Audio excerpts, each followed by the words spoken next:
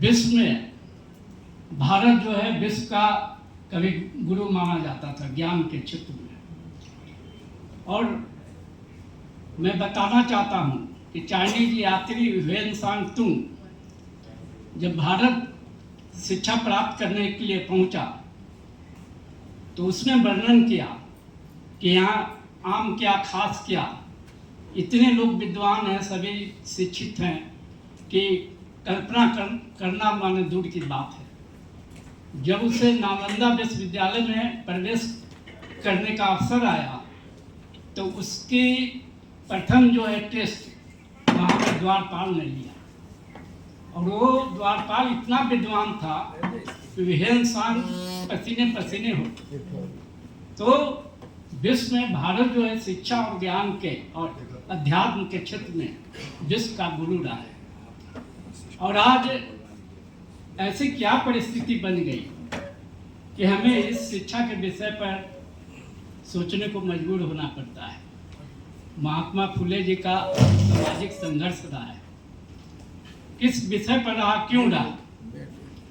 दोस्तों, अगर भारत में जो शिक्षा नीति रही या शिक्षा का जो प्रसार हुआ या समाज का जो विकास या सभ्यता संस्कृति का जो विकास हुआ, कई आयामों में हम बांट के देख सकते हैं। वैदिक युग, उत्तर वैदिक युग, मध्यकालीन युग, आधुनिक युग और नवयुग।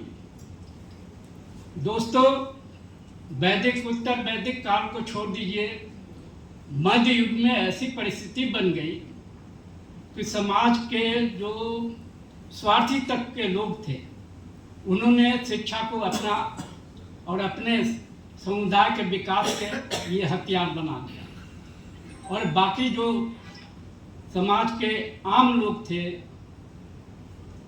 जिनको हम दलित उत्पीड़ित लोग कहते हैं, उसके लिए शिक्षा का द्वार बंद कर दिया, उनके मानसिक विकास का रास्ता बंद कर दिया। और स्थिति ऐसी हुई कि मनुष्य जो है इस देश में वैसे लोग स्वार्थी तक लोगों के कारण धर्म के आधार पर धर्मभीरू बन गया। समाज का अधिकांश लोग धर्म के नाम पर धर्मभीरू बनते गए, जिसका कारण हुआ कि तरह तरह के देवी देवताओं उनके पूजा पाठ से समाज जो है वो मुक्त नहीं हो सका। और एक कारण था कि समाज का जो सबसे उत्पीड़ित वर्ग था वो शिक्षा से कोसों दूर हो गया, उसके मानसिक विकास, शारीरिक विकास, आर्थिक विकास के सारे रास्ते बंद हो गए, और उसे और उसके पूर्वजों को इतना प्रताड़ित किया गया कि पशु के तरह जो है उससे व्यवहार किया गया। और ऐसे ही काल में मध्य काल के बाद जब आधुनिक युग शुरू हुआ 19वीं शताब्दी में, एक महान महापुरुष का अवतरण हुआ भारत में, और वो जगह था महाराष्ट्र, जहाँ ब्राह्मणवादों का गढ़ था, जिसकी कोई उनको चैलेंज नहीं कर सकता था ब्राह्मणवाद का। ऐसी परिस्थिति में महात्मा फुले का प्रादुर्भाव भारतीय संस्कृति और सामाजिक क्षेत्र में पुनर्जागरण का युग की शुरुआत होती है। और महात्मा फुले ने वैसे प्रताड़ित और उत्पीड़ित समाज के लोगों के लिए जो उनके अधिकार, उनके मानसिक विकास, आर्थिक विकास, सामाजिक विकास के लिए जो लड़ाई लड़ी, वो अद्वितीय और अतुलनीय है।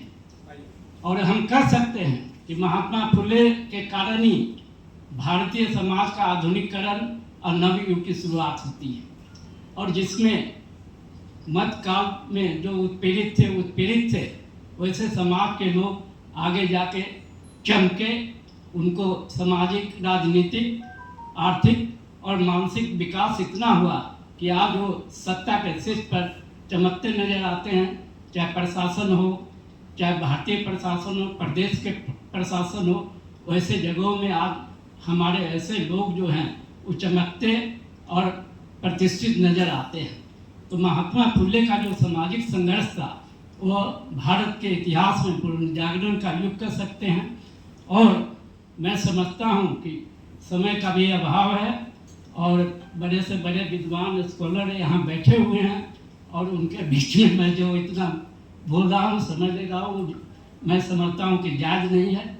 मैं इन्हीं बातों के साथ अपनी बात को समाप्त करता हूँ, और आशा करता हूँ और आप सभी से उम्मीद करता हूँ कि जो हमारे स्कॉलर विद्वान जो आए हैं इस विषय पर अपने बात को रखने के लिए, उनसे आप लाभान्वित होंगे, आपका परिवार लाभान्वित होगा, आपका पड़ोस और समाज लाभान्वित होगा।